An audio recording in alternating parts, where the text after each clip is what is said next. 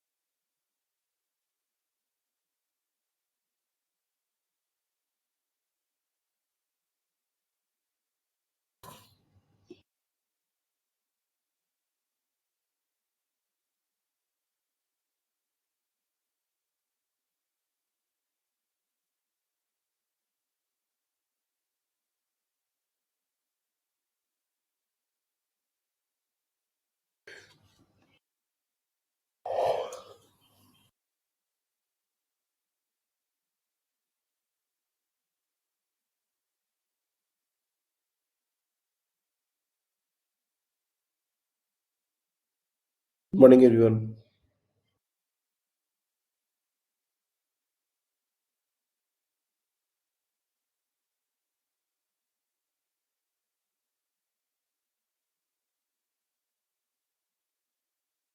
Good morning, sir.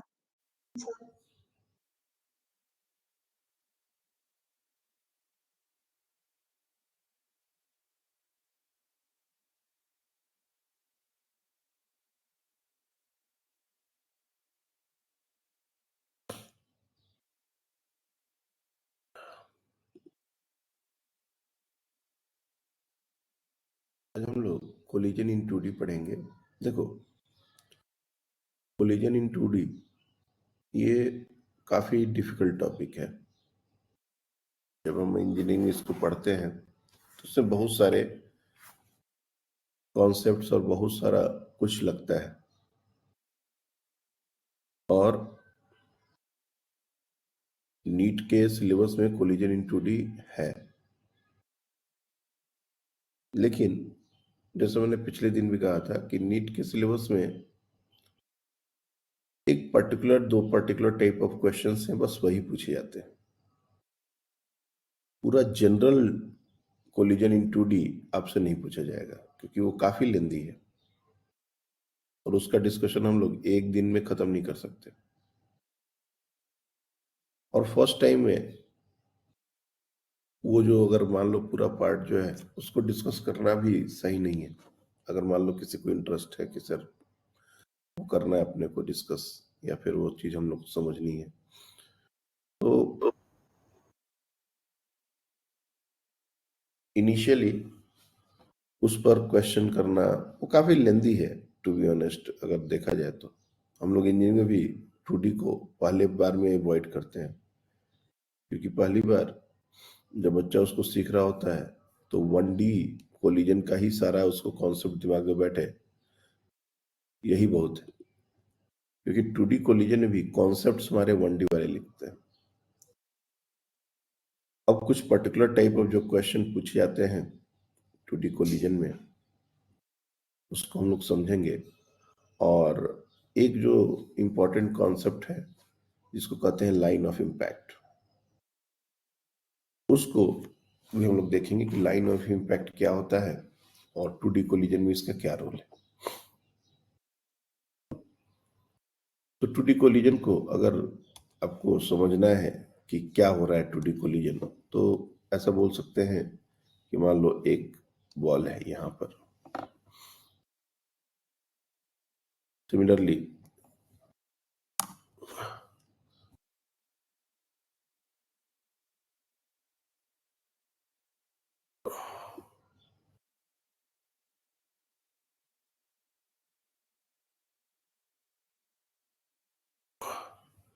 इस तरह से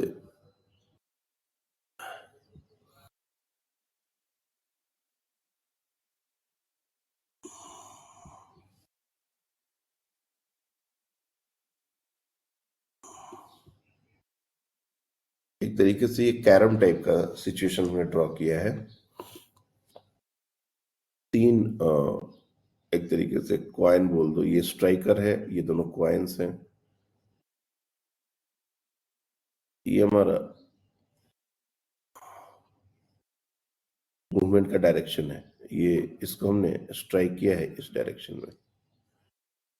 अब ये आके टकराएगा और टकराने के बाद इसका मूवमेंट कुछ ऐसे होगा, इसका मूवमेंट कुछ ऐसे होगा, और इसका मूवमेंट डिपेंडिंग हो सकता है ये रेस्ट में भी आ जाए, हो सकता है ये आगे की तरफ भी चलता चला जाए, पीछे भी हो जाए, डिपेंड करता है। तो इसमें हम देख सकते हैं कि मूवमेंट जो है वो इनिशियली जिस लाइन में और जिस लाइन के अलोंग था, आफ्टर कोलिजन सारे बॉडीज का मूवमेंट उस लाइन में नहीं हो रहा है, ये ऐसे चले जाएंगे सिमेट्री से, ये दोनों सेम एंगल बनाते हुए एक इधर ऐसे जाएंगे। तो इसमें थोड़ा सा ज्योमेट्री भी लगता है। तो जनरली इस तरह के कोलिजन को हम लोग ऑब्लिक कोलिजन में बोलते हैं, या फिर ऐसा और भी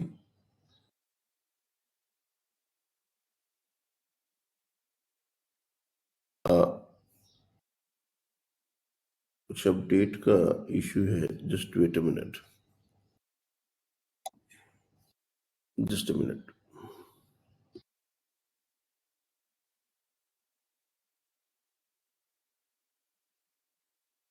पता नहीं अपने आप ही अपडेट ले रहा है, just hold on.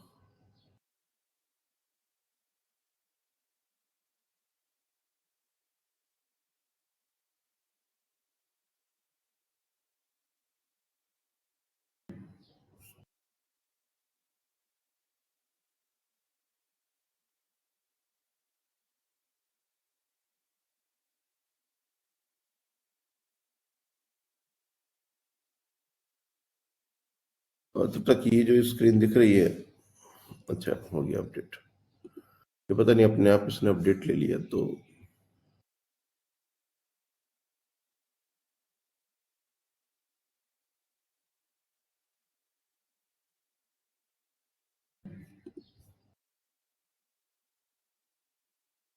Screen visual है,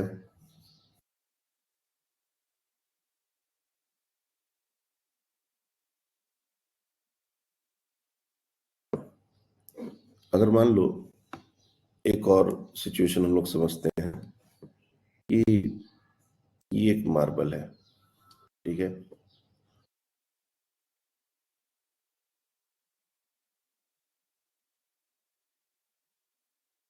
और इसको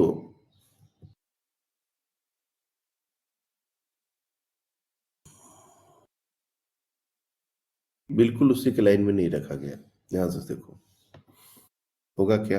मान लो इसको तुमने एक वेलोसिटी दी हॉरिजॉन्टल डायरेक्शन में, दोनों आइडेंटिकल बॉडीज हैं, लेट्स अज्यूम दिस, दोनों के मास सेम है, इसको एम बोलेंगे, ये भी हमारा एम है, इसको वेलोसिटी दे दी वी नॉट, और ये इस तरीके से जाएगा। तो जब ये इस तरीके से जाएगा तो यहां आने के बाद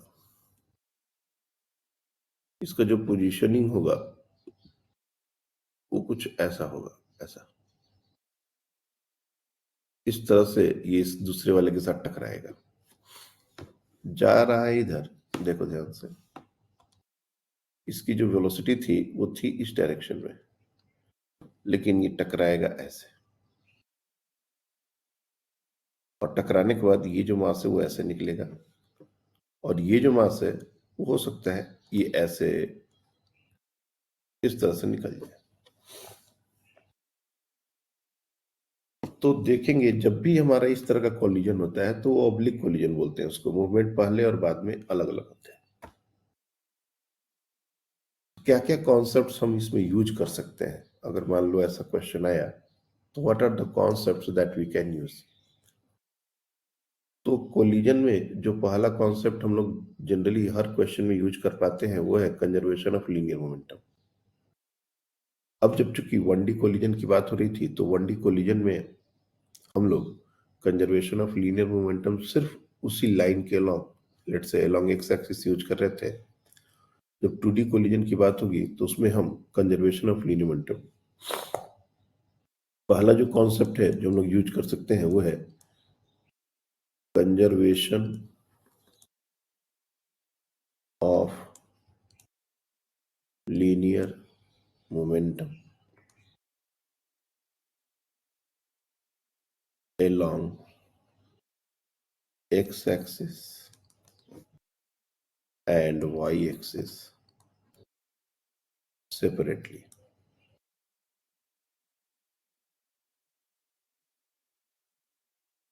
जैसे पहला वाला डायग्राम है, मान लो इसका मास हमने ले लिया कैपिटल M, इसका मास ले लिया स्मॉल m, ठीक है, और सिमेट्री है, ये टकरा रहा है सिमेट्री में, मान लो ये एंगल है थीटा, लेट्स अज्यूम दिस, ये एंगल है थीटा, ये भी एंगल हो जाएगा थीटा। इसकी इनिशियल वेलोसिटी को हम लोग कुछ v0 ले लेते हैं। इसकी जो वेलोसिटीज है आफ्टर कोलिजन, दोनों की वेलोसिटी सिमिलर होंगी क्योंकि सिमेट्री का एडवांटेज हम ले रहे हैं।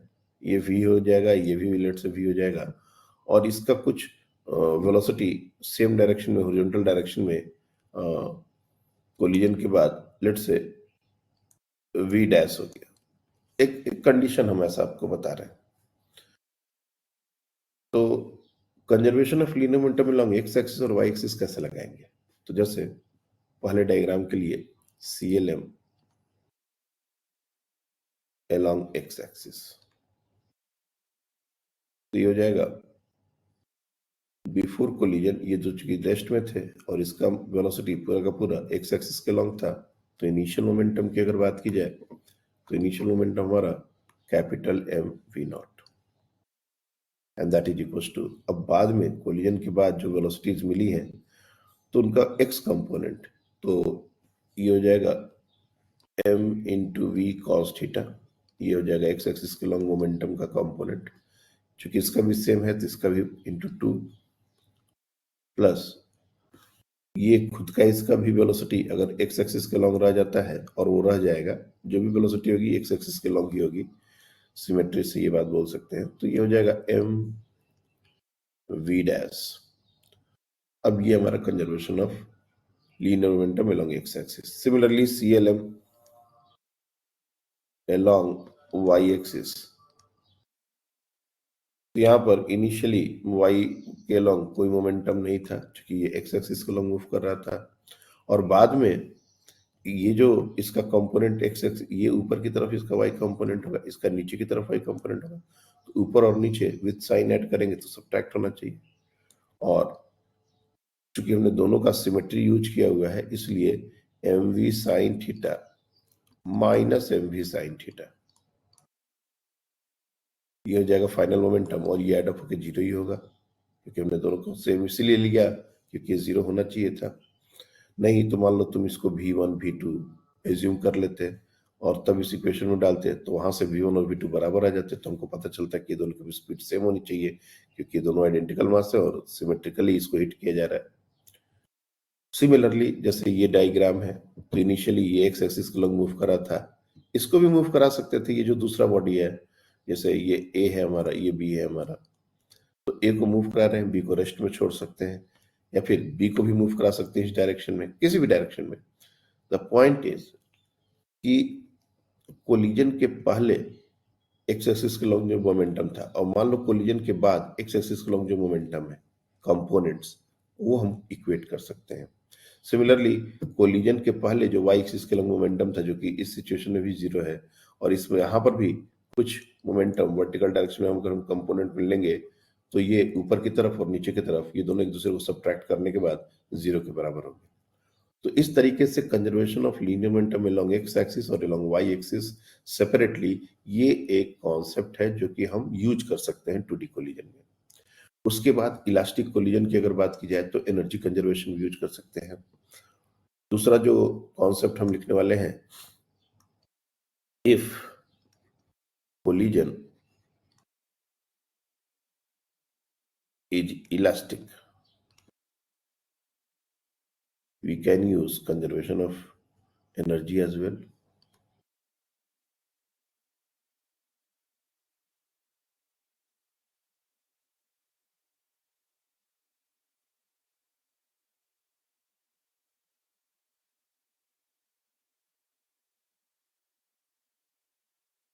Before collision and after collision तो टोटल एनर्जी है उसको भी कंजर्व कर सकते हैं, तो उससे भी हमारा कुछ कुछ क्वेश्चन सॉल्व हो जाता है।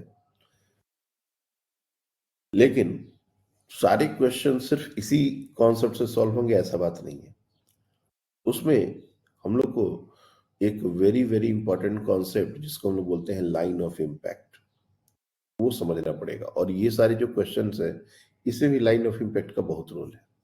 क्या होता है लाइन ऑफ इम्पैक्ट, ये देखो।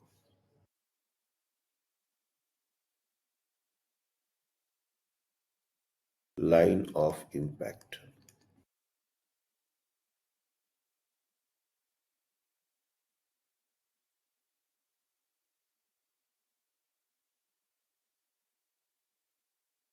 टेस्ट है क्या आजकल आप लोगों का?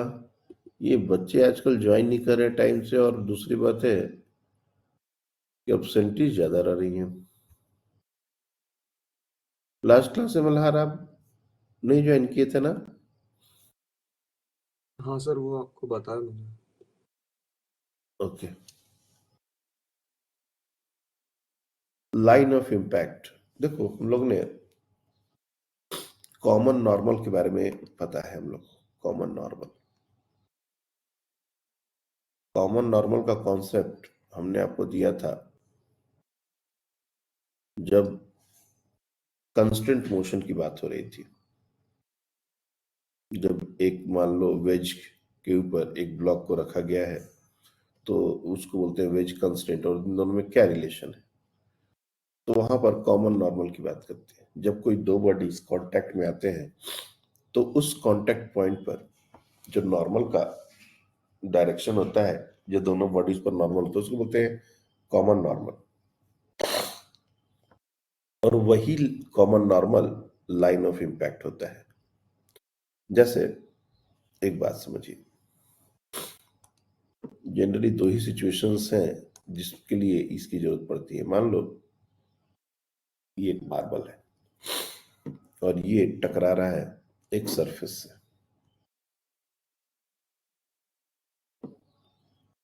और the velocity is something like this.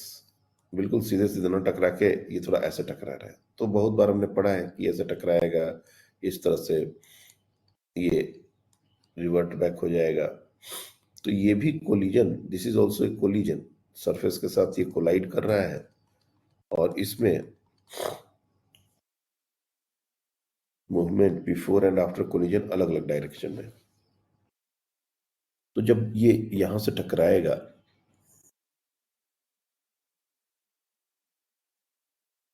ये देखो, जब ये यहां से टकराएगा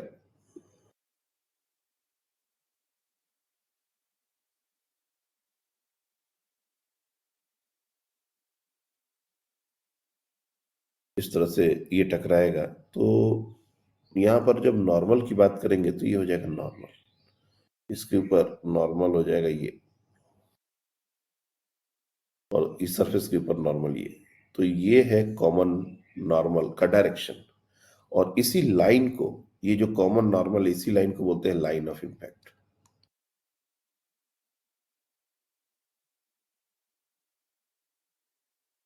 कॉन्सेप्ट क्या कहता है कि जब भी ऑब्लिक कोलिजन के क्वेश्चन होते हैं तो उसमें हम लोग को वेलोसिटीज को लाइन ऑफ इम्पैक्ट के अलॉन्ग तोड़ देना चाहिए। जैसे ये जो हमारा कोलिजन हो रहा है, तो यहाँ पर इसकी जो वेलोसिटी है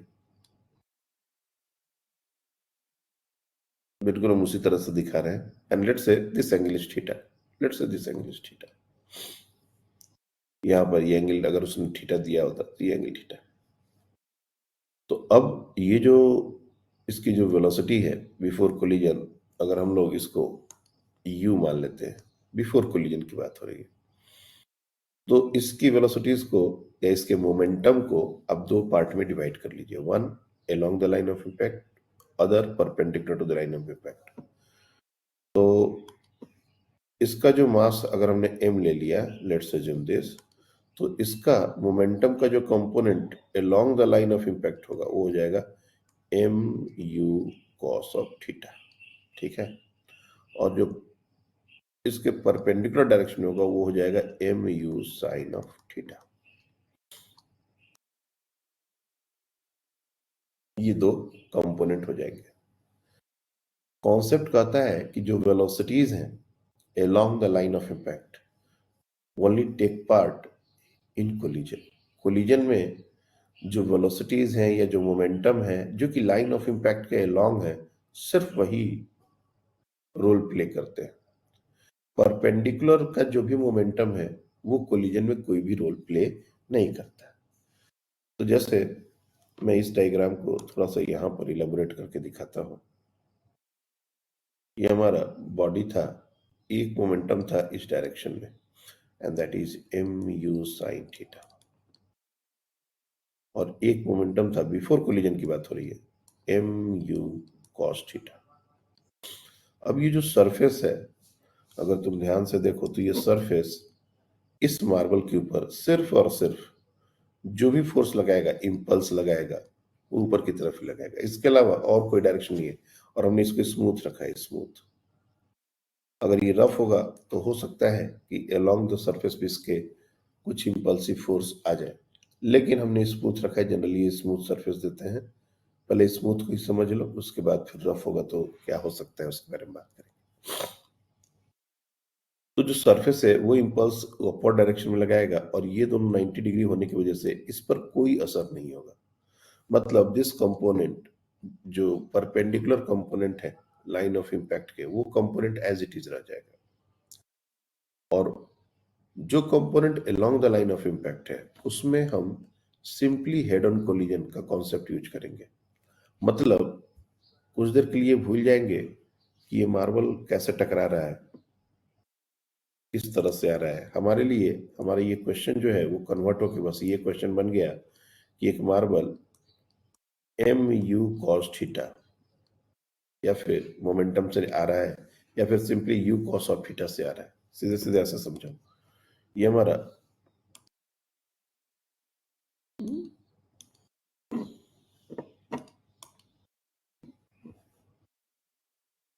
सीधे सीधे ऐसे समझो कि ये हमारा u cos ऑफ थीटा से नीचे आ रहा है। u sin थीटा इसकी जो वेलोसिटी है उसको कुछ देर के लिए भूल जाएंगे। और हमको पता है ये एक हैवी ऑब्जेक्ट के साथ कोलिजन है, अर्थ के साथ कोलिजन है।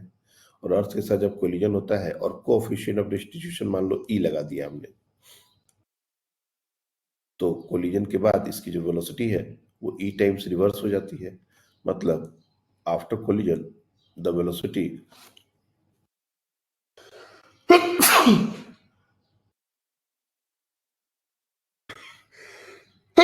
एक्सक्यूज मी, आफ्टर कोलिजन जो वेलोसिटी है वो अपवर्ड डायरेक्शन हो जाएगी और वो e times u cos theta हो जाएगी। तो ये वेलोसिटी ने कोलिजन में पार्टिसिपेट किया। u sin थीटा वाली जो वेलोसिटी थी उसने कोलिजन में पार्टिसिपेट नहीं किया। यानी कि आफ्टर कोलिजन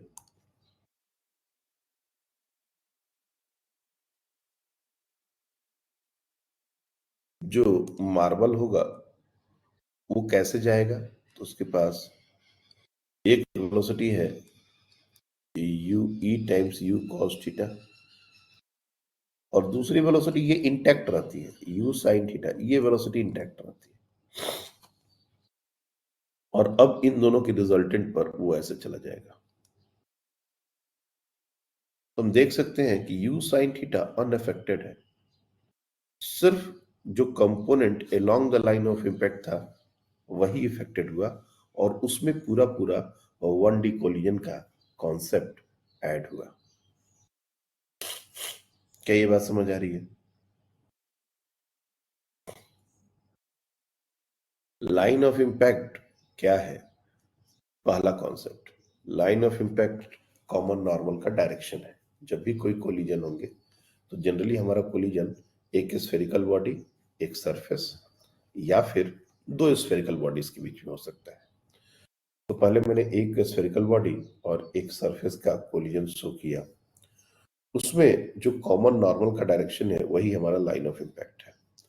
जब भी कोई कोलिजन होगा तो जो velocities along the common normal है और लाइन ऑफ इम्पैक्ट के अलोंग है, सिर्फ वही कोलिजन में पार्टिसिपेट करेंगे। जो लाइन ऑफ इम्पैक्ट के अलोंग वेलोसिटीज नहीं है वो कोलिजन में पार्टिसिपेट नहीं करेंगे, वो एज इट इज पड़े रहेंगे। बाद में वो एड अप, मतलब वो एज इट इज पड़े रहेंगे। सिंपल सी बात समझो। तो कोलिजन में जो वेलोसिटीज ने पार्टिसिपेट किया, कोलिजन के बाद उसकी वेलोसिटी क्या होगी, ये हम 1D कोलिजन के कॉन्सेप्ट से निकाल सकते हैं। और वो निकालने के बाद जो पहले की वेलोसिटी थी वो तो इंटैक्ट है, उन दोनों के रिजल्टेंट पर वो बॉडी मूव करेगा। तो 3-4 डायग्राम हमने इसलिए बनाया ताकि तुमको क्लियरली समझ में आ सके कि करना कैसे। तो यहां पर जब ये मास आ रहा था तो उसकी वेलोसिटीज को हमने दो कंपोनेंट में, यहाँ पर मोमेंटम को दो पार्ट में तोड़ दिया और हमने कहा कि ये जो u sin थीटा है ये उस लाइन ऑफ इम्पैक्ट के परपेंडिकुलर डायरेक्शन में। हर बार ऐसा होगा कि जब भी हम कोई कोलिजन होगा तो उसमें एक लाइन ऑफ इम्पैक्ट जो ड्रॉ करेंगे, एक कंपोनेंट उसके अलोंग आएगा और एक कंपोनेंट उसके परपेंडिकुलर आएगा। जो कंपोनेंट उसके परपेंडिकुलर आएगा उसको डिस्टर्ब नहीं करना है, उसको एज इट इज छोड़ देना है। और जो component along the line of impact आएगा उसको अब 1D कोलिजन की तरह ट्रीट करना है। वो सारे जो वेलोसिटीज आ गई उनको हम 1D collision, head on collision की तरह ट्रीट करेंगे और कोलिजन के बाद क्या होगा वो निकाल लेंगे। एक बार जब हमने वो कैलकुलेशन कर लिया कोलिजन के बाद की सिचुएशंस को, तब जो वेलोसिटी जो परपेंडिकुलर डायरेक्शन हमने छोड़ के रखी थी उन सबको भी वापस ला देंगे और उसके नेट रिजल्टेंट पर बॉडी मूव करेगा। मतलब अगर ये कोलिजन इलास्टिक नहीं है, जैसे जनरली हम न्यूटन्स लॉज में इक्वेशन को करते हैं तो इलास्टिक कोलिजन की बात करते हैं, लेकिन अगर ये कोलिजन इलास्टिक नहीं है तो कोलिजन के बाद ये जो बॉडी है वो सेम एंगल बनाता हुआ नहीं जाएगा। कितना एंगल बनाता हुआ जाएगा? तो इनिशियली एंगल थीटा था, ध्यान से देखो, और बाद में वर्टिकल के साथ कितना एंगल होगा? अगर मैं इसको एक वर्टिकल लाइन से ऐसे कर दूं तो ये एंगल हमारा कितना होगा? Let's say this angle is alpha. तो अल्फा, tan अल्फा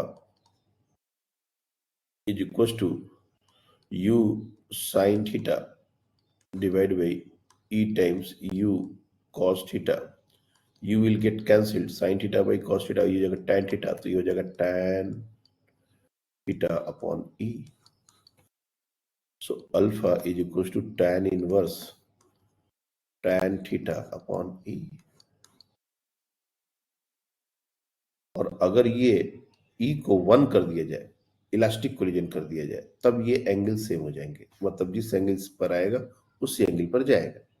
लेकिन ये तभी ट्रू है जब ये कोलिजन इलास्टिक हो। मान लो ये परफेक्टली इनइलास्टिक कोलिजन का केस होता, तब क्या होता? तब तो टकराने के बाद इसकी velocity along the line of impact 0 हो जानी थी।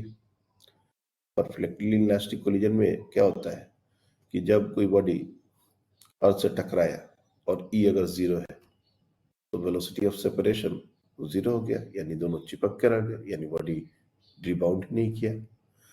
यहाँ पर एक सिचुएशन 1D कोलिजन का ध्यान से देख लो। जैसे मान लो ये बॉडी को हमने ड्रॉप किया है और ये कोलिजन के जस्ट पहले इसकी वेलोसिटी है कुछ u और कोलिजन परफेक्टली इनइलास्टिक कंडीशन का है, e इक्वल टू 0। तो velocity of separation by velocity of approach यही करते हैं, सरफेस तो रेस्ट में है। तो velocity of e is equal to velocity of separation after collision. कुछ भी ले सकते हैं, मान लो ये हम बोल रहे हैं कि v वेलोसिटी से ऊपर जा रहा है और वेलोसिटी ऑफ सेपरेशन तो यही हो जाएगा क्योंकि ये तो रेस्ट में है, तो v minus 0। Velocity of approach u।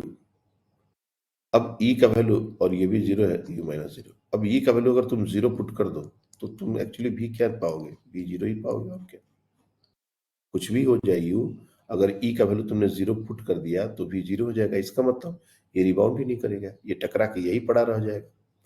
अगर मान लो ये ऑब्लिक कोलिजन में e का वैल्यू जीरो कर दे तो हो गया क्या?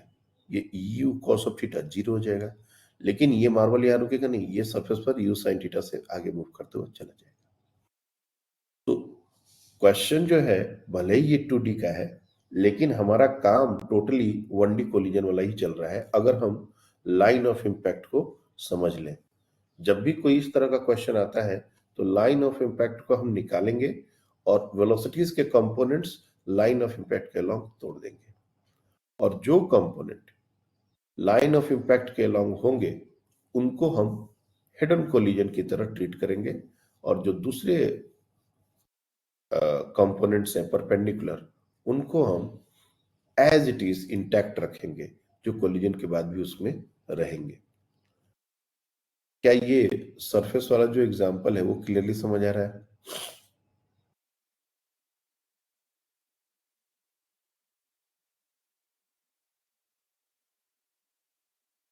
ये पहले पढ़ रहा है,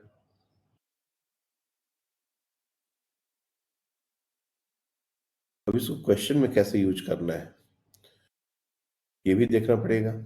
देखो, एक छोटा सा क्वेश्चन लेते हैं, और ऑलरेडी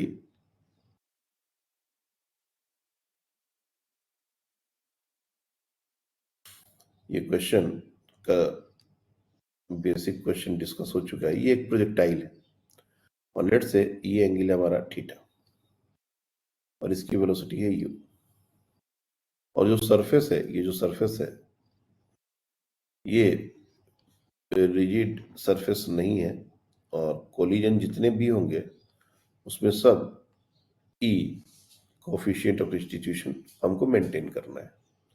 और जब इसको हमने थ्रो किया तो हमसे पूछा जा सकता है पहला रेंज क्या होगा, दूसरा रेंज क्या होगा, पहली मैक्सिमम हाइट क्या होगी, दूसरी मैक्सिमम हाइट क्या होगी, पहला टाइम ऑफ फ्लाइट क्या होगा, दूसरा टाइम ऑफ फ्लाइट क्या होगा, एंड सो ऑन। ऐसा क्वेश्चन की भरमार पड़ी है कि जैसे अगर इसको तुम प्रेडिक्ट करोगे कि ये कैसे जाएगा तो ये ऐसे जाके टकराएगा, फिर इसके बाद कुछ ऐसे टकराएगा, फिर कुछ ऐसे टकराएगा। इस तरीके से ये धीरे धीरे धीरे धीरे ग्राउंड से टच कर जाएगा, और धीरे धीरे इसकी हाइट रेंज सब कम होते जाएंगे, और फाइनली ये जमीन पर रोल करने लगेगा।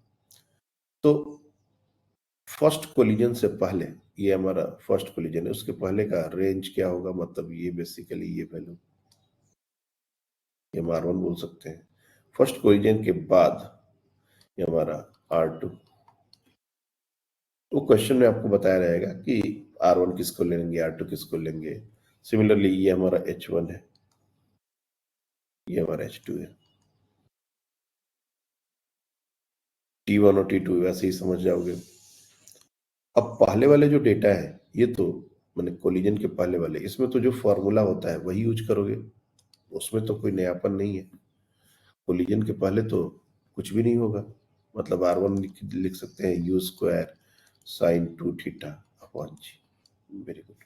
Maximum height u square sine square theta upon 2g। Time of flight 2u sine theta upon g. बिल्कुल आराम से इस चीज को हमने लिख दिया। लेकिन R2 H2 T2 इसको क्या करेंगे और इसको कैसे अप्रोच करेंगे? तो देखो, यहाँ पर जब ये पहली बार टकरा रहा है, प्रोजेक्टाइल मोशन में हमने ये पढ़ा है कि जब ये टकराता है तो इसकी स्पीड सेम रहती है जिस स्पीड से हमने थ्रो किया है, और वो एंगल भी उतना ही बनाता है। फॉर एग्जांपल ये एंगल जो होगा ये भी थीटा ही होगा, जितना हॉरिजॉन्टल से पहले वो एंगल बना रहा था ऊपर की तरफ, उतना ही हॉरिजॉन्टल से नीचे की तरफ वो एंगल बनाता है। अब यहाँ पर अगर लाइन ऑफ इम्पैक्ट का कॉन्सेप्ट लगा दिया जाए तो हम देख सकते हैं कि इसका जो वेलोसिटी का हॉरिजॉन्टल कंपोनेंट है u cos थीटा, ये डिस्टर्ब नहीं हो रहा, और टकराने के बाद इसकी जो वेलोसिटी है जो u sin थीटा थी, u sin थीटा, उसमें चेंज आएगा, वो क्या हो जाएगा, वो रिवर्ट हो जाएगा और वो हो जाएगा E times U sine theta.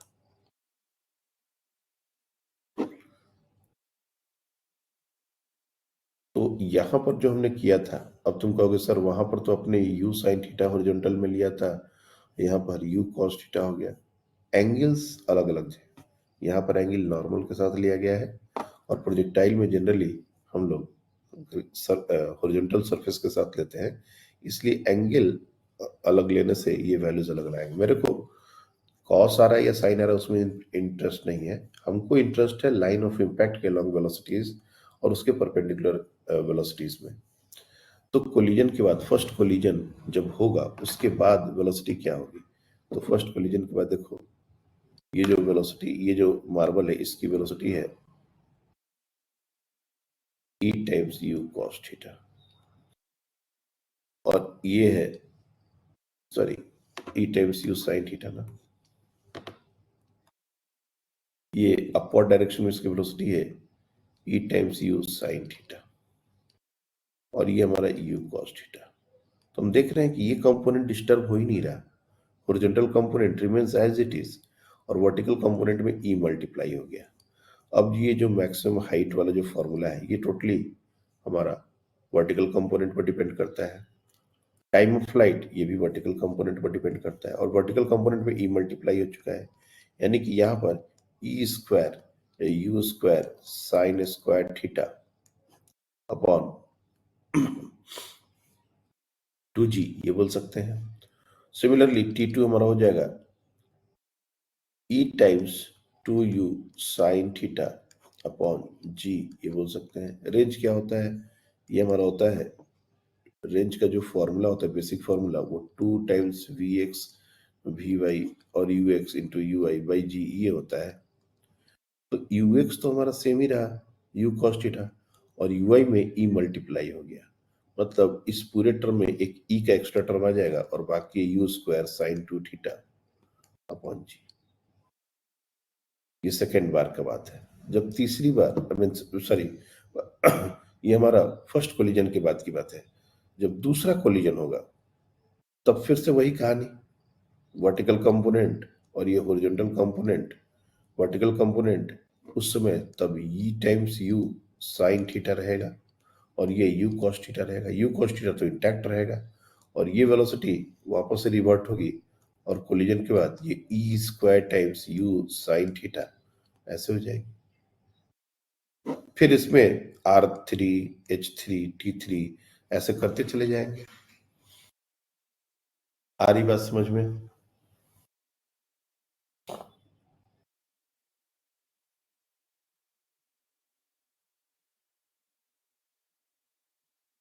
पल्ले पड़ रहा है?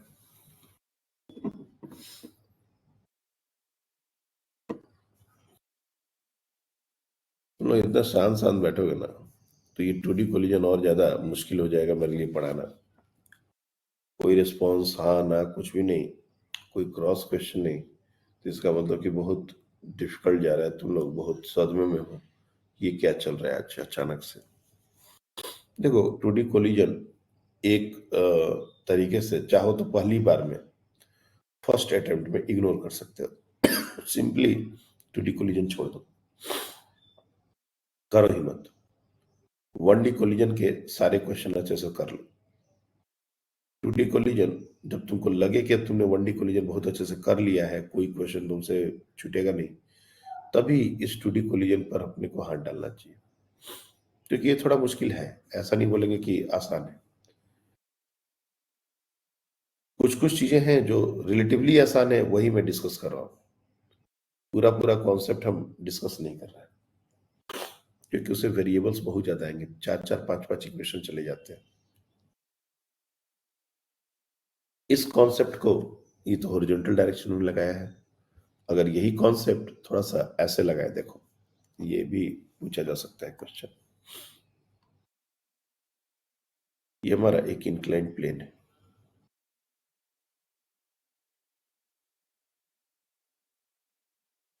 और ये एंगल है थीटा,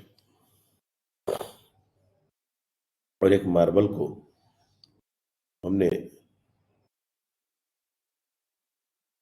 h हाइट से, ये हाइट है h, इसको ड्रॉप किया है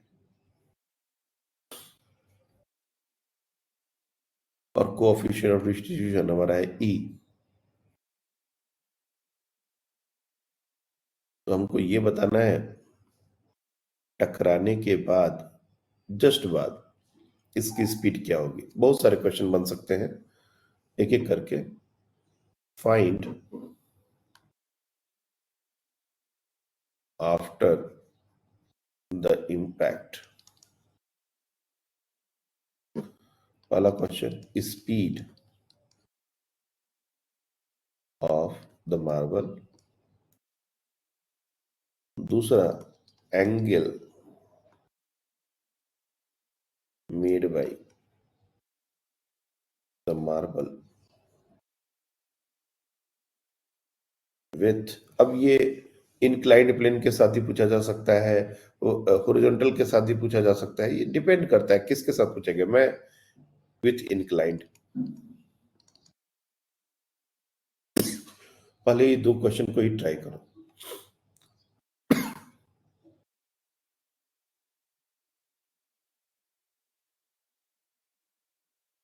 कोएफिशिएंट ऑफ डिस्ट्रीब्यूशन E है।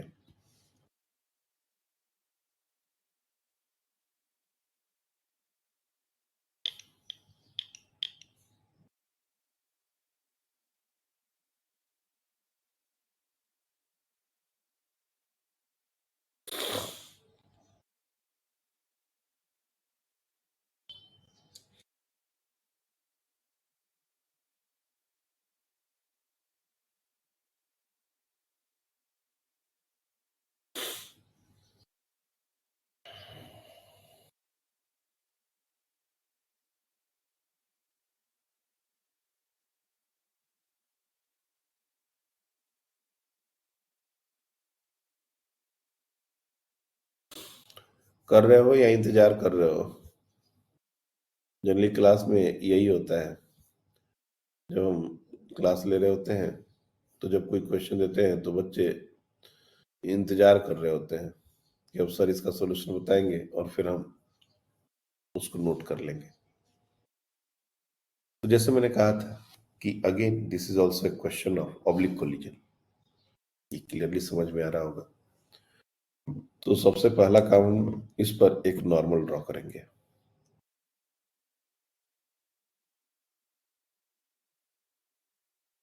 ये हमारा लाइन ऑफ इम्पैक्ट है, line of impact. Very good, दो बच्चों ने हैंड रेज किया है। बताइए पहला का आंसर कौन बताएगा?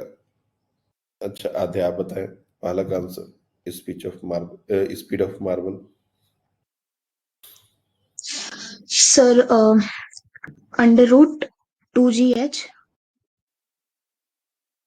ब्रैकेट में E² sin² theta square sine square theta plus cos² plus cos square theta.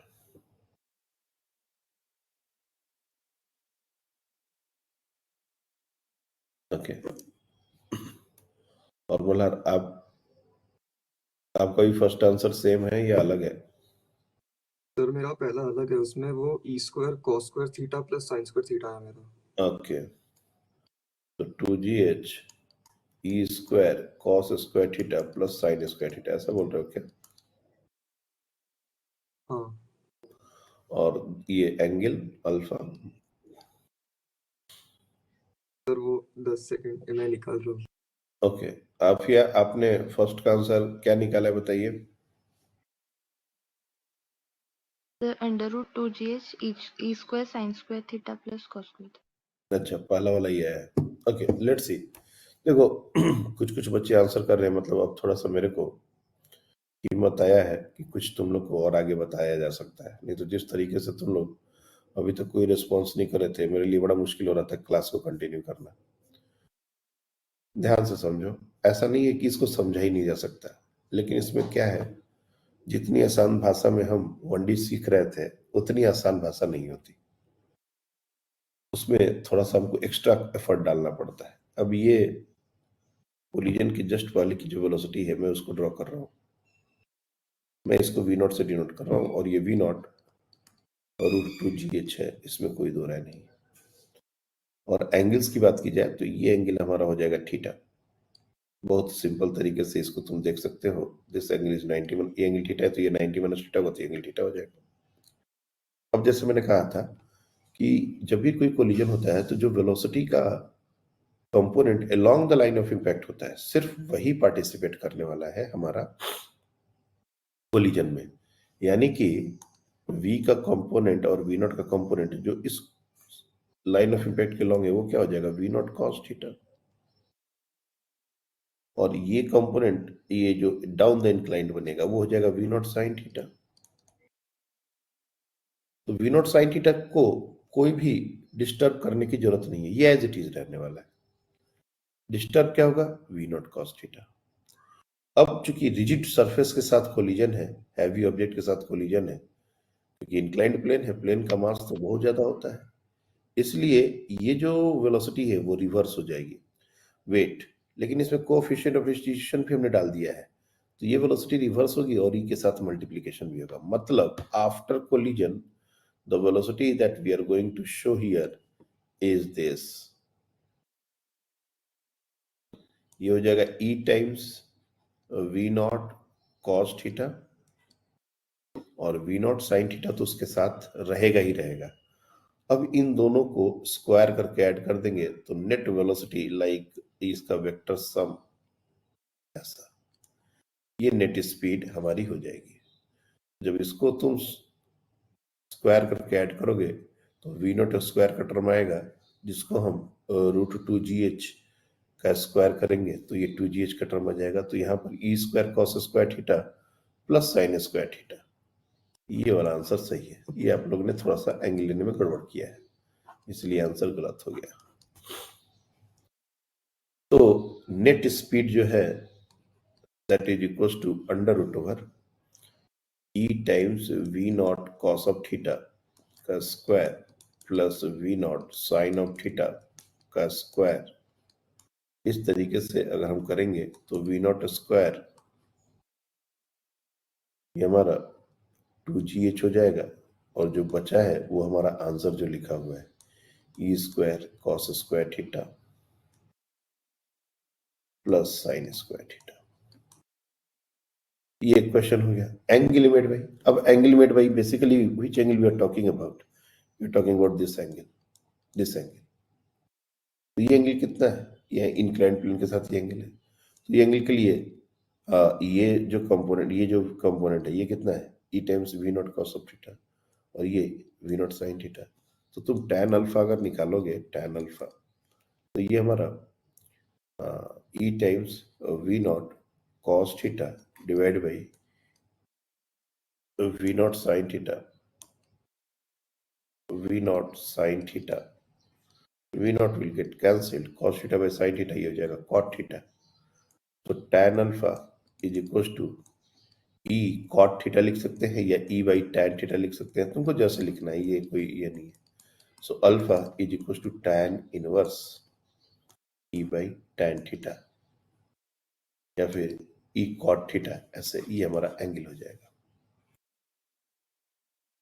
तो कोलिजन के जस्ट बाद क्या होने वाला है, तुम देखोगे जो कॉन्सेप्ट हमने यहाँ यूज किया है बिल्कुल वही कॉन्सेप्ट यहाँ यूज किया है, इसमें कोई अलग बात नहीं है, एकदम सिमिलर कॉन्सेप्ट है। लाइन ऑफ इम्पैक्ट देखा, उसके लंब वेलोसिटीज निकाली, उसके परपेंडिकुलर वेलोसिटीज निकाली, परपेंडिकुलर डायरेक्शन वाली वेलोसिटीज को रिमेन एज इट इज रहने दिया, अलोंग द इम्पैक्ट वाले वेलोसिटीज को जैसे 1D कोलिजन का कॉन्सेप्ट कहता है उसके अकॉर्डिंग हमने चेंज कर दिया। अब इसका एक स्टेप और क्वेश्चन पूछा जाता है, और वो सच में इंटरेस्टिंग है कि अगर मान लेते हैं ये जो बॉडी है ये अगली बार इंक्लाइंड प्लेन को कहाँ हिट करेगा। तीसरा क्वेश्चन मैं इसमें ऐड कर रहा हूं और देखता हूं कितने बच्चे पेशेंटली करना पड़ेगा। ये थर्ड क्वेश्चन, सेकंड क्वेश्चन यहां पर हो चुका है, third question,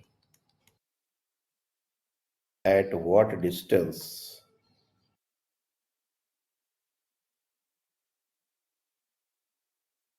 from the first point, obvious सी बात है, the body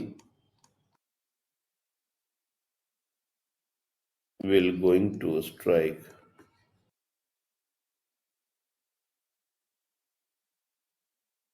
the inclined plane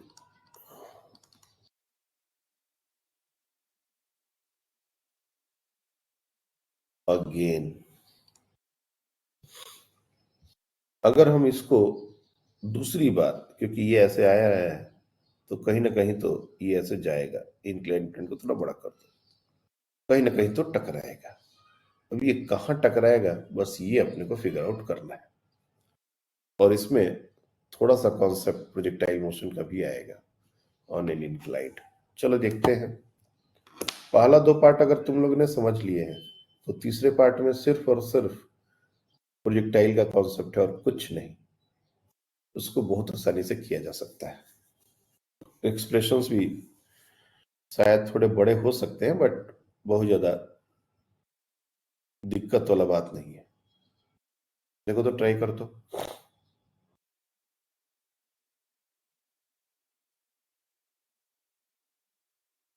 इसमें भी मल्टीपल कोलिजन का बात आ सकता है।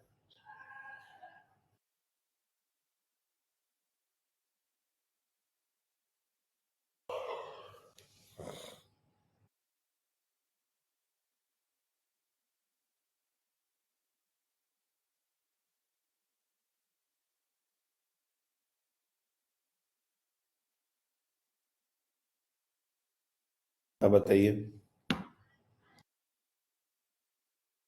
सर वो टी की टर्म में बाद में बताता हूँ, वो बस वो जनरल एक्सप्रेशन बताता हूँ, फिर उसमें टी बोल देता हूँ क्योंकि वो बहुत बड़ा होगा फिर। ओके, टी का टर्म और रेंज का टर्म, दोनों का टर्म बताना चाहते हो वो भी कर सकते हो, कोई दिक्कत नहीं। मैं या यहाँ पर डिस्टेंस। मेरा यहाँ पर डायग्राम एक बार ड्रॉ कर देता हूँ ताकि थोड़ा सा बार बार स्क्रॉल ना करना पड़े। कोलिजन के बाद एग्जैक्टली क्या हो रहा है वो देख लो आप लोग। कोलिजन के बाद जो मार्बल है उसके पास दो वेलोसिटीज हैं। एक वेलोसिटी कुछ इस तरह की है जिसको हम लोग e times v naught cos theta ऐसे लिख रहे हैं, और ये एक वेलोसिटी है जिसको हम लोग e times v naught sine theta लिख रहे हैं। ठीक है, this is the situation now. जब ये दूसरी बार स्ट्राइक करने की बात है तो कहाँ करेगा, कितने दूर पर करेगा, ये हमको निकालना है। हाँ बताइए क्या क्या बताना चाहते हो, बताओ। सर जो टाइम है वो मेरा 2 EV/G आया, टू, उसमें वो EV/G वो h की हाइट सब्स्टिट्यूट कर दूंगा बाद में। अच्छा, और जो रेंज आया वो V sin theta into t plus half into G sin theta t square v sine theta into, into t t हाँ plus half G sin theta into t square. बिल्कुल सही है। देखो अब वैल्यू सब्स्टिट्यूट करने का बात है। इंक्लाइंड प्लेन पर भी हमने आप लोग को ये जी लग रहा है बॉडी पर, तो जी के कंपोनेंट्स लेने सिखाए थे। जी के कंपोनेंट्स हम लोग तोड़ लेते हैं। हाँ बोलिए।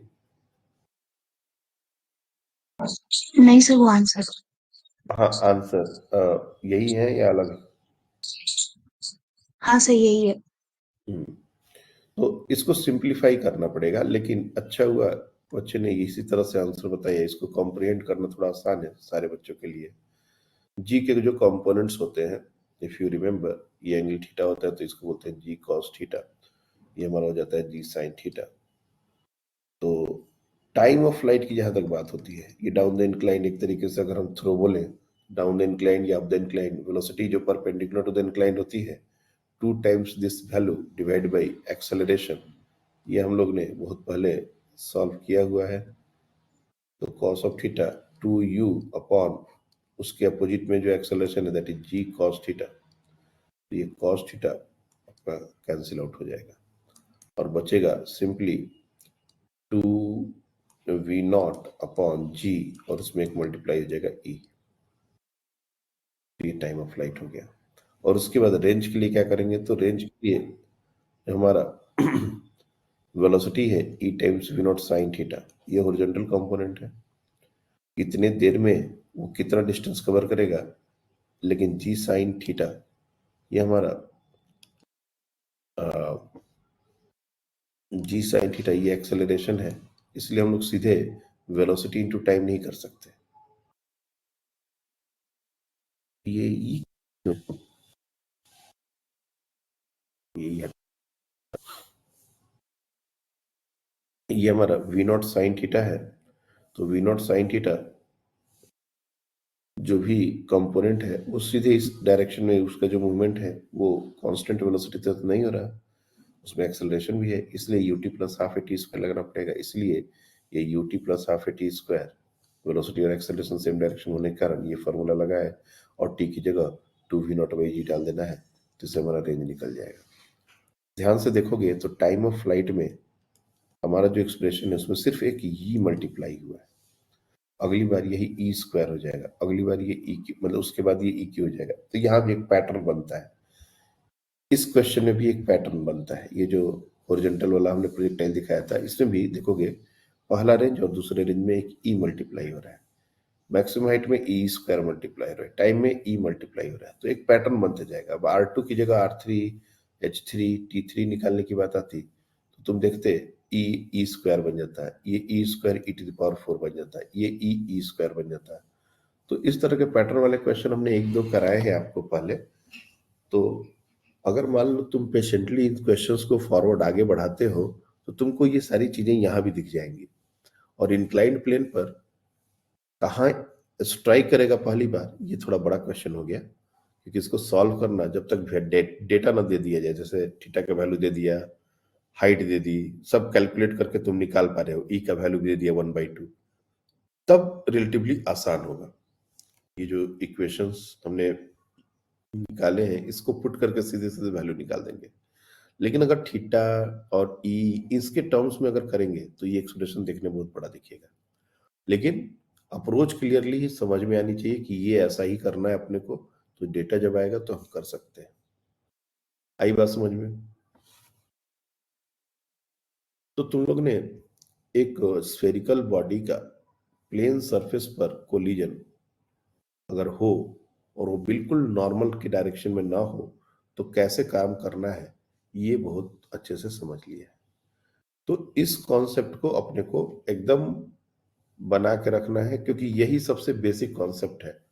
अगर हम क्वेश्चंस की बात करें तो पहला वाला जो कॉन्सेप्ट्स हैं उस पर भी क्वेश्चंस बनते हैं, ऐसा नहीं है, लेकिन लाइन ऑफ इम्पैक्ट के लिए के जो क्वेश्चन बनते हैं उसमें सबसे बेसिक क्वेश्चन यही है कि एक मार्बल है, एक सरफेस से टकरा रहा है, और वो सरफेस ग्राउंड हो सकता है, वो सरफेस इंक्लाइंड प्लेन हो सकता है, बस।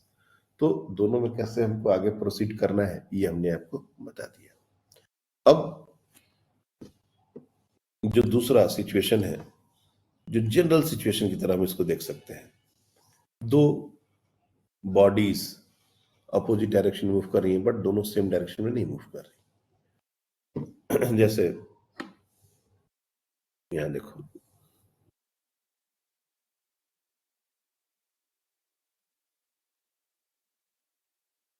तो डायग्राम बड़ा बनाता हूं ताकि चीजें समझ में आए।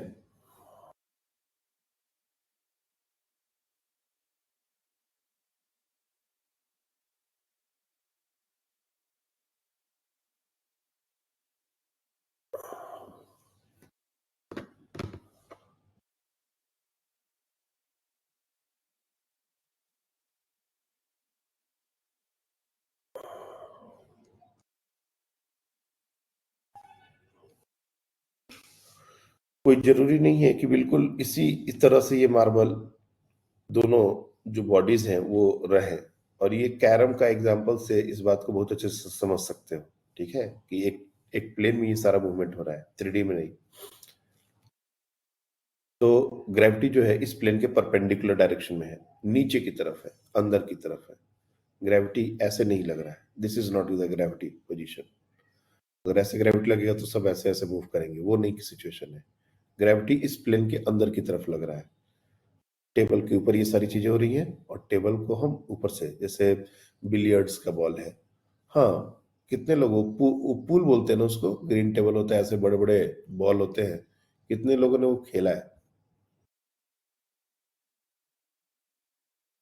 कोई नहीं,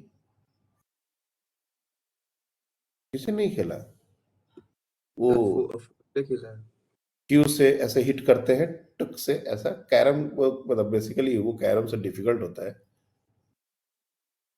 टकरा टकरा के बॉल अंदर जाते हैं। हमने नहीं खेला टू बी ऑनेस्ट, लेकिन तुम लोग ने तो खेला होगा कहीं ना कहीं, क्लब व्लब में कहीं पर कुछ कहीं गए होगे तो देखा ही होगा, खेला होगा।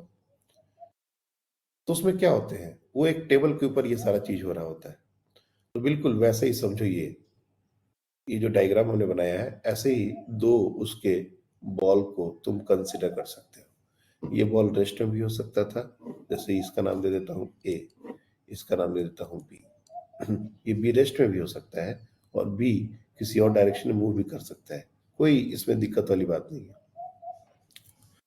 तो मैं एक जनरल सिचुएशन की तरह तुम लोग से डील कर रहा हूं कि अगर मान लो दोनों स्फेरिकल बॉडीज हैं, तब कैसे काम करना है। ये मान लो हमारा, इसको हमने बोला u a, this is u a, और ये बी, इसकी वेलोसिटी हम हॉरिजॉन्टल डायरेक्शन में ले लेंगे, कोई बुराई नहीं है। चाहो तो किसी और डायरेक्शन में लो, चाहो तो हॉरिजॉन्टल डायरेक्शन में लो। Let's say this is u b. Now this is the situation. अब ये जैसे जैसे पास आएंगे कोलिजन होगा, और कोलिजन जब होगा तो ध्यान से देखो, यहां पर मैं एक डायग्राम फिर से बना दे रहा हूं। इसमें डायग्राम बनाना बहुत जरूरी है, और जब जरूरत पड़े तब डायग्राम बनाना चाहिए, तब ही जाके हमको क्लैरिटी मिलेगी कि हम क्या करना चाहते हैं। ये सिचुएशन है जब ये दोनों कोलाइड करेंगे। और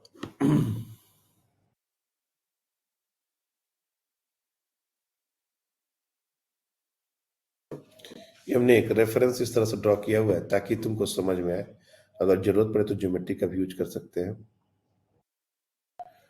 अब यहां पर जो लाइन ऑफ इम्पैक्ट होगा, वो लाइन ऑफ इम्पैक्ट होगा ये दोनों से परपेंडिकुलर, दोनों के सेंटर से पास करता हुआ लाइन।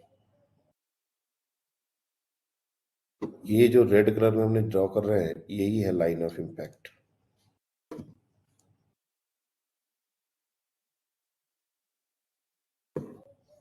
Line of impact. अब जो वेलोसिटीज हमने दिखाई थी, दोनों हॉरिजॉन्टल डायरेक्शन में दिखाई थी, इसलिए दोनों को एज इट इज ले लो। और ये एंगल कितना होगा ये निकालना कोई बड़ी बात नहीं है। कैसे? तो देखो, ये आर है, दोनों बॉडी का शेप आइडेंटिकल हमने लिया है, तो ये ओ और ओ डैश, इनके बीच का जो डिस्टेंस होगा, क्या वो 2r हो जाएगा? तो ये पूरा का पूरा लेंथ यहाँ से यहाँ तक ये 2r है, और ये लेंथ r है, इसमें कोई शक नहीं है। तो ये एक राइट एंगल ट्रायंगल बन रहा है, और उसके अकॉर्डिंग ये एंगल हमारा हो जाएगा 30 डिग्री। सिमिलरली ये एंगल हो जाएगा 30 डिग्री। तो ज्योमेट्री के हेल्प से हमने एंगल भी निकाल लिए। 2r साइन 30 डिग्री ही r के बराबर होगा ना, तो ये एंगल 30 डिग्री आ गया। मान लो दोनों का शेप आइडेंटिकल नहीं होता, तो रेडियस में कुछ ना कुछ रिलेशन दिया गया होता, तो हमको ये एंगल मिल ही जाता। ऐसा नहीं है कि नहीं मिलता। अब जब ये एंगल 30 डिग्री मिल चुका है, मैं इसको कुछ देर के लिए थीटा लेता हूं, इसको तुम थीटा ले लो। तो जो वेलोसिटीज थी बिफोर कोलिजन, क्या क्या थी?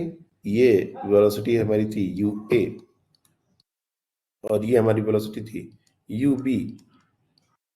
तो इनके जो कंपोनेंट्स हैं along the line of impact, वो क्या हो जाएंगे? U A cos theta, U B cos theta. यानी कि अगर along the line of impact velocity देखी जाए, तो ये हो जाएगा यू ए कॉस थीटा, और इसकी वेलोसिटी हो जाएगी यू बी कॉस थीटा। दोनों हॉरिजॉन्टल डायरेक्शन में वेलोसिटी लेके ही टकराएंगे ये जरूरी नहीं है।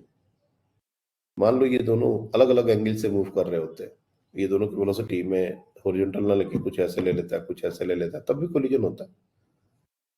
और तब भी हम काम यही करते हैं, ये दोनों में थीटा सेम नहीं होता, अल्फा बीटा गामा कुछ भी एंगल होता है, उससे फर्क नहीं है। और जो दूसरे कंपोनेंट्स हैं, इसके लिए U A sine of theta, इसके लिए U B sine of theta, इसको भूलना नहीं है, ये एज इट इज रहेंगे। लेकिन कोलिजन में पार्टिसिपेट कौन करेंगे? कोलिजन में पार्टिसिपेट करेंगे ये। अब कॉन्सेप्ट क्या कहता है कि कुछ देर के लिए इन दोनों वेलोसिटीज को इग्नोर कर दो, जस्ट यूए साइन थीटा और यूवी साइन थीटा को इग्नोर कर दो, और तुम बस ऐसा समझो कि दो बॉडीज हैं जो एक दूसरे की तरफ U A cos theta U B cos theta से टकरा रहे हैं. दैट मीन्स कि this situation is something seen like this, U A cos theta U B cos theta, head on collision. तो कोलिजन के बाद क्या होगा? तो डिपेंडिंग ऑन कोलिजन इलास्टिक है, इनइलास्टिक है, परफेक्टली इनइलास्टिक है, बाद की वेलोसिटीज इन दोनों बॉडीज की निकाल सकते हैं. ये ए है और ये बी है. तो जो भी होगा, जैसे मान लो अभी जो सिचुएशंस हमने लिए हैं, दोनों के मासेस सेम कर दिए हैं, दोनों के मासेस सेम कर दिए हैं, और अगर मान लो कोलिजन भी इलास्टिक कर दिया तो वेलोसिटी एक्सचेंज वाली बात आ जाएगी. तो यहाँ पर वेलोसिटी एक्सचेंज कर देंगे. अगर हमारा कोफिशिएंट ऑफ डिस्ट्रीब्यूशन ई रहा तो अपने को कैलकुलेट करना पड़ेगा कि क्या होगा वेलोसिटी. तो जो भी वेलोसिटीज होंगी कोलिजन के बाद वो इन दोनों बॉडीज में हम डाल देंगे. फॉर एग्जांपल कोलिजन के बाद इसकी वेलोसिटी कुछ वी ए और इसकी वेलोसिटी लेट से कुछ वी बी डैश लगा दो, इस तरह की आ गई. तो ये बिफोर कोलिजन का डायग्राम है, आफ्टर कोलिजन का डायग्राम कुछ ऐसा हो जाएगा. ये वी ए डैश और इसका ये जो वी ए साइन थीटा ये था वो तो एज इट इज रहेगा. सिमिलरली इसका ये हो जाएगा वी बी डैश और ये वी बी साइन थीटा ये एज इट इज रह जाएगा. इन दोनों के रिजल्टेंट पर ये मूव करेगा, इन दोनों के रिजल्टेंट पर ये मूव करेगा, और इस तरह से ये दोनों सेपरेट हो जाएंगे. मैं अगर चाहूं तो सारे के सारे वेरिएबल्स डाल सकता था. ये मैंने दोनों वेलोसिटी हॉरिजॉन्टल ले ली, दोनों के मास सिमिलर ले लिए, इससे काम थोड़ा आसान हो जाता है. लेकिन जैसे मैंने कहा ना कि जैसे जैसे हम कॉम्प्लेक्सिटी बढ़ाते जाएंगे ये हमारे लेवल से क्वेश्चन आगे निकलता चला जाएगा, और फिर उसमें इतने वेरिएबल्स आएंगे, जैसे 2 वेरिएबल तक तो फिर भी बच्चे समझ पाते हैं, लेकिन 2 से ज्यादा वेरिएबल्स की जैसे ही बात आने लगेगी तो मल्टीपल इक्वेशंस और उसको इंप्लीमेंट करके सॉल्व करने में बहुत टाइम लगता है. इसलिए ही 2D के क्वेश्चंस आपसे बहुत कम पूछे जाते हैं. लेकिन जैसे मैंने कहा कि एक पर्टिकुलर सिचुएशन है और वही आपको पूछा जाएगा, हर बार पूछा जाएगा, ये चीज हमने को याद रखनी है. और वो सिचुएशन है, देखो क्या, ये जो बी है, ये जो बी है, हमने जो बी बनाया है, अगर वो रेस्ट में हो जाए और कोलिजन इलास्टिक हो जाए, क्या मतलब है?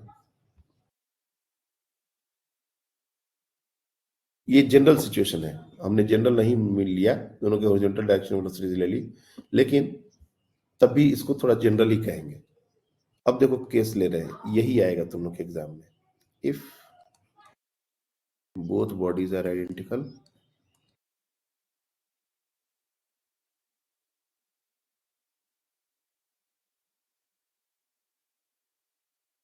one body is at rest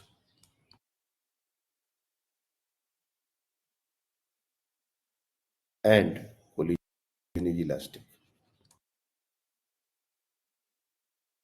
3 situation में मर्ज कर रहा हूं, ध्यान से देखो, 3 सिचुएशन मर्ज कर रहा हूं, दोनों आइडेंटिकल है, एक बॉडी रेस्ट में है और कोलिजन इलास्टिक है. तब क्या करेंगे?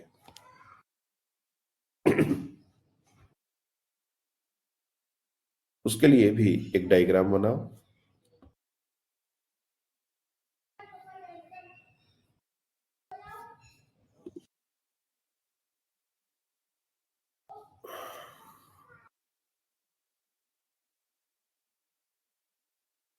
कुछ इस तरीके का सिचुएशन देखो, इसको रेस्ट में रहने दो, और इसको तुम जैसा मूव करना चाहो मूव करा सकते हो. मैं इसको हॉरिजॉन्टल डायरेक्शन मूव कर रहा हूं,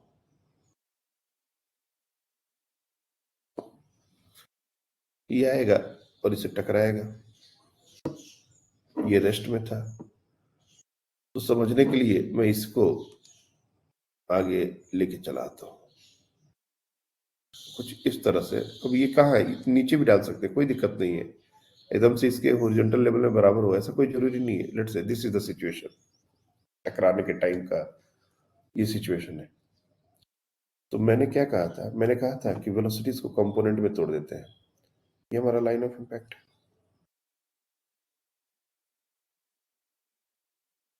ये जो वेलोसिटी है, अगर ये एंगल थीटा बना रहा है इस लाइन ऑफ इम्पैक्ट से, तो इसकी एक वेलोसिटी v cos थीटा इस डायरेक्शन में हो जाएगी और दूसरी वेलोसिटी v sin थीटा इस डायरेक्शन में होगी, जो कि कोलिजन में पार्टिसिपेट नहीं करेगी। यानी कि इस v sin थीटा को कुछ देर के लिए हम भूल सकते हैं और हम मान सकते हैं कि एक बॉडी है v cos ऑफ थीटा से दूसरी बॉडी को स्ट्राइक कर रहा है। अब तुम बताओ कि जब बॉडी आइडेंटिकल हो और कोलिजन इलास्टिक हो तो एग्जैक्टली क्या होता है? What exactly happens? Sir velocities exchange हो जाती है। वेलोसिटीज एक्सचेंज हो जाती हैं। तो ये 1D कोलिजन का कॉन्सेप्ट है, यहाँ पर उसको इम्प्लीमेंट करना है। तो इसकी वेलोसिटी 0 थी, तो ये वेलोसिटी इसको मिल जाएगी और ये v cos थीटा ये दूसरे वाले को मिल जाएगी। मतलब a की जो velocity v cos of theta थी वो दूसरे को मिल जाएगी, b को।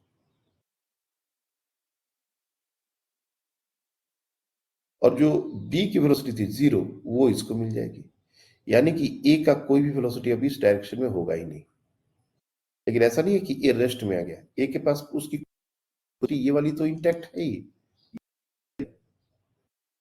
तो ये इस डायरेक्शन में चला जाएगा आगे और दूसरा v cos ऑफ थीटा लेके इस डायरेक्शन में चला जाएगा। तो एक इंटरेस्टिंग बात क्या हुआ कि इन दोनों का जो मूवमेंट है वो 90 डिग्री पर हो रहा है। तो if both bodies are identical, one body is at rest and collision is elastic, then after collision both bodies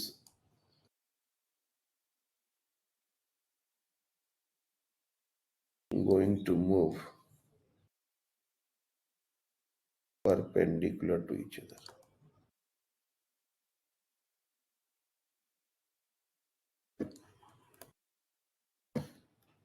ये एकदम से याद रखना, यही क्वेश्चन पूछेंगे, यही बस तुमको समझना है कि यही क्वेश्चन पूछा गया है। वो अलग अलग तरीके से लैंग्वेज स्टेटमेंट जो भी करेंगे पूछा यही जाएगा तुमसे, और इसका आंसर यही है कि दोनों परपेंडिकुलर डायरेक्शन में मूव करेंगे। अब इसमें वो जैसा क्वेश्चन बना दे, इसका मैथमेटिकल प्रूफ अगर करने जाएंगे तो it will take lot of time. हमको इसको मैथमेटिकली प्रूफ करने की जरूरत नहीं है। हमने जो कॉन्सेप्ट अभी तक सीखते आए हैं वही कॉन्सेप्ट यूटिलाइज किया है कि along the line of impact head on collision का पूरा पूरा कॉन्सेप्ट लगाना है, परपेंडिकुलर टू इट इंटैक्ट रखना है, वही कॉन्सेप्ट लगाया है और ये बहुत ही सिंपल है। इससे ये कंक्लूजन ड्रॉ करना कोई बड़ी बात नहीं है। तो सब कुछ अगर तुम भूल जाओ, 2D कोलिजन के आज पूरे डिस्कशन को भूल जाओ, तो ये एक चीज याद रखना है और तुम चेक करना कहीं भी 2D के क्वेश्चन आएंगे तो देखना कि हम घूम फिर के बात यहीं पर बाहर। सर इसका मैथमेटिकल प्रूफ हार्ड क्यों होगा? क्योंकि वो वेलोसिटी के बस कंपोनेंट निकाले हैं तो वो परपेंडिकुलर ही होंगे ना। हार्ड का मतलब ये है कि हमने ऑलरेडी लाइन ऑफ इम्पैक्ट के अलोंग तोड़ दिया, तुमको बोल दिया कि इसके अलोंग ऐसे करना है, इसके अलोंग ऐसे करना है। एक्चुअल क्वेश्चन क्या होगा कि हम लोग जनरल वेलोसिटीज लेके सॉल्व करेंगे और मैथमेटिकली इस बात को जस्टिफाई करेंगे कि जो हम बोल रहे हैं वो सही हो रहा है। कोलिजन के बाद हम general velocities v1 v2 direction अलग अलग ले लेंगे और वो दोनों परपेंडिकुलर होंगे। इस बात को conservation of linear momentum, conservation of energy लगा लगा के प्रूफ किया जाएगा। बेसिकली जो 1D कोलिजन में हमने किया है, तो जो 1D कोलिजन में उसको प्रूफ करना कितना मुश्किल था, बड़ा था। हमने जो फॉर्मूले लॉस ऑफ एनर्जी वगैरह वगैरह के बनाए थे वही कितना मुश्किल था। अगर तुम उसको जनरल सिचुएशंस की तरह, इसकी वेलोसिटी हम तो बोल रहे हैं कि along the line of impact वैसा होगा, लेकिन ये कंक्लूजन है। अगर इसका डेरिवेशन करके और तब इस कंक्लूजन पर आए तब बात समझ में आएगी। हमने पहले कंक्लूजन ही बता दिया तुमको, हमने कैलकुलेशन तुमसे करवाया ही नहीं कुछ भी। लाइन ऑफ इम्पैक्ट के अलोंग वेलोसिटी जो है वो है 1D कोलिजन है, ये उसका कंक्लूजन आता है। अगर हम general velocities v1 v2 alpha beta angle लेके इसको सॉल्व करते तो ये उसका एक कंक्लूजन है। तो बहुत बार ये भी एक कंक्लूजन ही है, उसी कंक्लूजन का हम एक तरीके से एक क्या स्पेशल केस ड्रॉ कर रहे हैं। लेकिन अगर इसको प्रूफ करने के लिए बोला जाएगा तो प्रूफ करने में हम ये बात नहीं करेंगे कि लाइन ऑफ इम्पैक्ट के लॉन्ग 1D कोलिजन का कॉन्सेप्ट लगा दो और उसके परपेंडिकुलर इंटैक्ट रहने दो। फिर तो जनरल सिचुएशन की तरह उसको डील करना पड़ेगा और मैथमेटिकली प्रूफ करना पड़ेगा, जो कि लंबा जाएगा। अब एक लास्ट बात है, यहां तक अगर समझ लिए हो तो लाइन ऑफ इम्पैक्ट और कोएफिशिएंट ऑफ सब्स्टिट्यूशन के बारे में भी एक बात समझ ही लो। जो हम लोग लिखते हैं velocity of separation,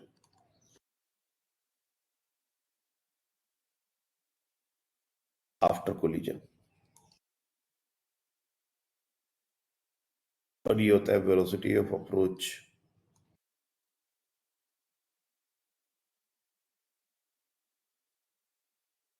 before collision. ये फॉर्मूला में कोई चेंज नहीं आता। अगर 2D कोलिजन में भी अगर हमसे E पूछा जाए तो ये E का फॉर्मूला एज इट इज रहेगा। बस एक चीज अपने को ध्यान रखनी है कि ये दोनों जो टर्म्स हैं, ये दोनों term along the line of impact.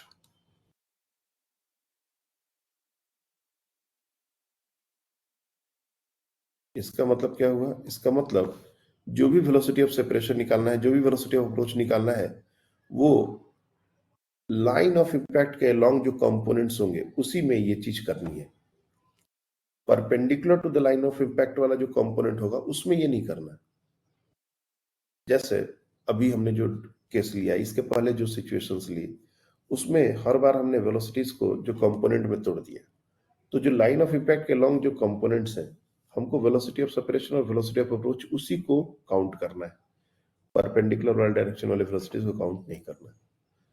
तो कुछ क्वेश्चन है जिसमें डायरेक्टली ई पूछा जाता है, और ये वाला क्वेश्चन तो है ही, ये प्रोजेक्टाइल वाला क्वेश्चन है ही, इंक्लाइंड प्लेन वाला क्वेश्चन है ही। यही कुछ क्वेश्चंस हैं जो 2D कोलिजन में आपसे पूछे जाएंगे।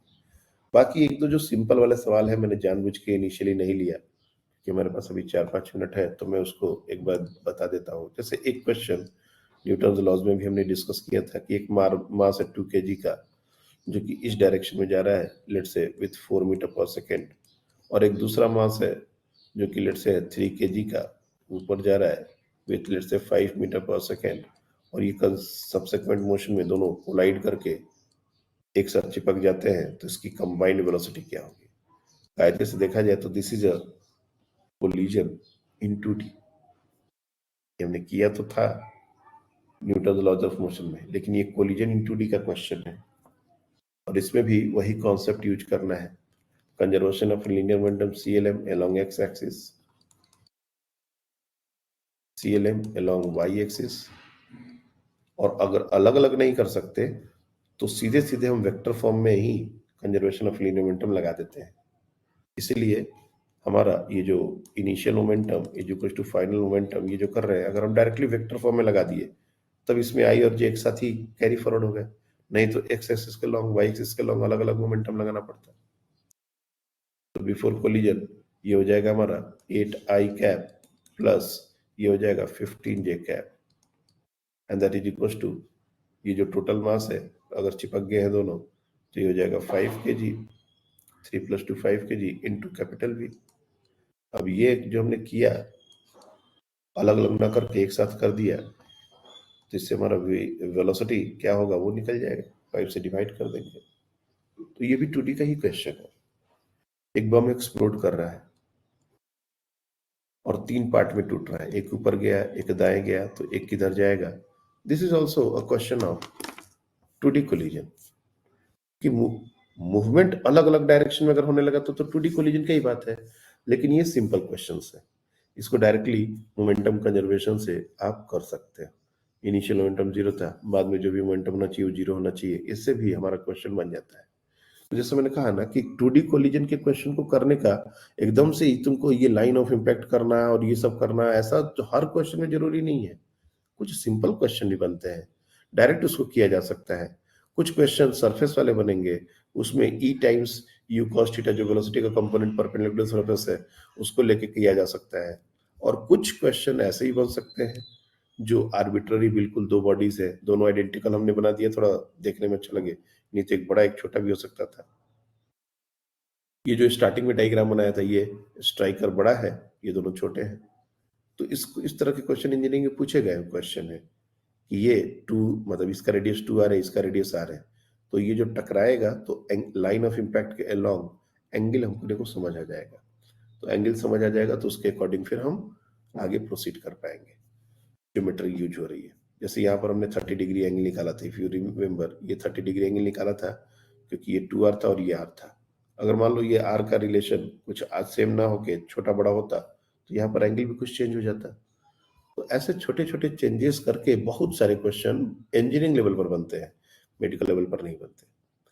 और अगर मान लो कुछ एक आध क्वेश्चन ऐसा आ भी गया, मान लो ठीक है चलिए सर ऐसा क्वेश्चन आ गया जो जनरल केस का क्वेश्चन है, लीव दैट क्वेश्चन। वो एक क्वेश्चन के कारण अपना सरदर्द पहले पालने की जरूरत नहीं है। पहले तुम इजी क्वेश्चन पर कॉन्फिडेंस हासिल कर लो कि जो भी बताया गया तुमको इजीली उसको इम्प्लीमेंट करने आ गया। तुम देखोगे कि जैसे ही तुमको इम्प्लीमेंट करने आ गया तो उसके बाद जो क्वेश्चंस बन आएंगे भी अगर डिफिकल्ट वाले, तुम्हारा अप्रोच काम करेगा और क्वेश्चंस बन जाएंगे। तो ये हमारा वर्क एनर्जी पावर ये कंप्लीट हुआ, ठीक है। और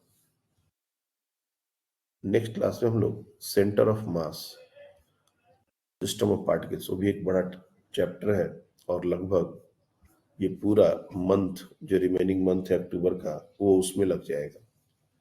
मैं बार बार कह रहा हूं कि अब के जो चैप्टर्स हैं वो ज्यादा सीरियस स्टडी की डिमांड करते हैं और पहले वाले जो कॉन्सेप्ट्स हैं वो उनको कैरी फॉरवर्ड करने की भी डिमांड करते हैं। ऐसा नहीं है कि प्रोजेक्टाइल पढ़ लिया और उसको भूल गए, ऐसा नहीं कि न्यूटन लॉज ऑफ मोशन पढ़ लिए उसको भूल लिए। तो उसके कारण आगे जो भी अब टॉपिक्स आने वाले हैं उसमें बहुत दिक्कत आएगी।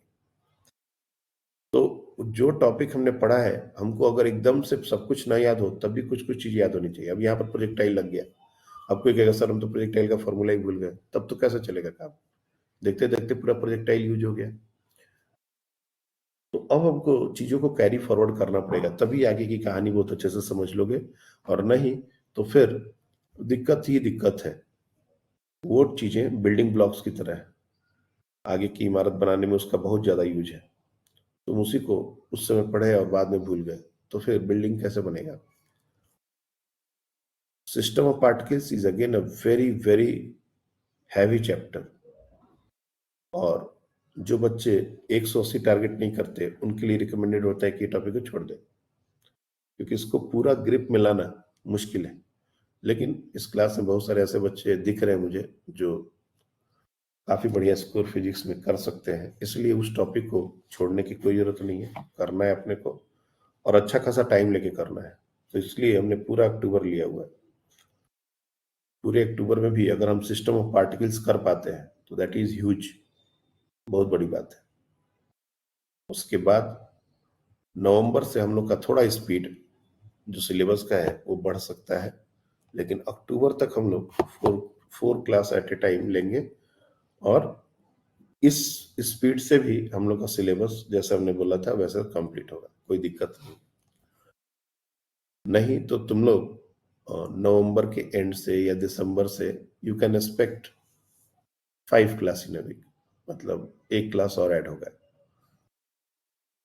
तब तक थोड़ा और सिलेबस भी खींच जाएगा, तुम लोग थोड़ा और सीख समझ जाओगे तो फिर उसको कर लेंगे। लेकिन अभी 4 क्लास ही रहेंगे और इस पूरे मंथ में हम सिस्टम ऑफ पार्टिकल्स कंटिन्यू करने वाले हैं। That's all for today, thank you.